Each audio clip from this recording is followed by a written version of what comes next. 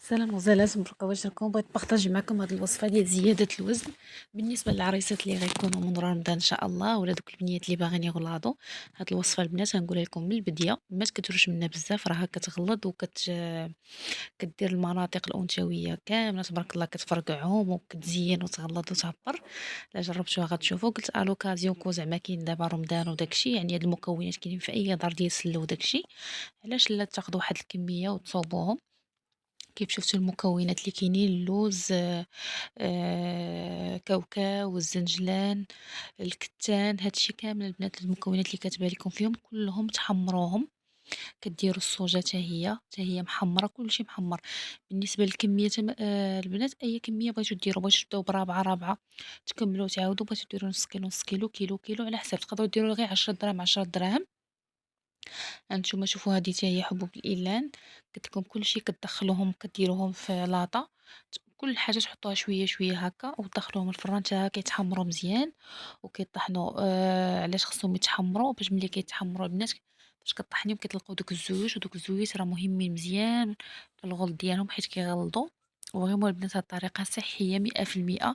ما انا ما قلت لكم اجي شيروا من عندي، ما حتى شي حاجة، كلشي صوبوه على يديكم وكلوه بالصحة والراحة. طريقة التخليطة ديالها هانتوما كيف كتحطوها هكا في شي بلاصة، ولا في سوبيرة، ولا في قصرية بحال هكا. صافي، وكديروا عليها العسل. انا من الاحسن البنات اللي عنده العسل الحر يديرو، ولا اللي عنده العسل ديال الطيب حتى هو يديرو. وكديروا الشوكولات هذاك ديال الدهن، اي نوع ديال الشوكولات كيعجبكم. اللي ما كتاكلش الحلاوه البنات ما دير لا عسل لا شوكولات، تخلطوا غير بالزيت العود. واللي كتاكل الحلاوه دير العسل والشوكولات والزيت العود تخلط بهم.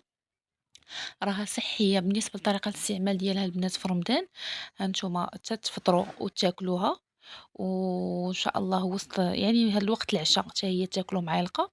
وفاش تسحروا تا تسحروا تبغيو تنعسوا، صافي وكلوا حتى هي معلقة. وتفكروني البنات ما غيجي ان شاء الله فين يسالي رمضان. عرفتي راه بحال راكم دايرين بوتوكس لجميع المناطق الانثويه.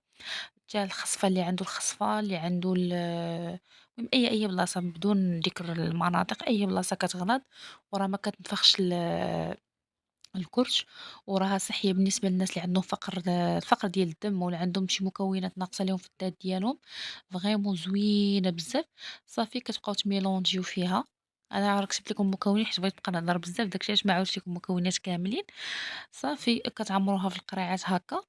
صافي كديروا في قرعات وكتسدوا عليهم وكتبقاو تاكلوا بالقرعه بالقرعه. كيف قلت لكم البنات راه كيبقى مده طويله، كيبقى زوين صراحه الله. كيبقى المكونات اللي فيه مقرملين وسخان زوينين وبالصحه والراحه. هادو يقدروا ياكلوهم حتى الرجال معاكم اللي عندكم خوتكم ضعاف ولا رجالكم، من غير تحيدوا لهم غير الصوجه حيت كدير المناطق الانثويه. نحيدوا لهم الصوجه وعطيهم الوصفه كامله وبالصحه والراحه. واللي بغى شي حاجه يخليها ليا في لي كومونتير نجاوبوا عليها.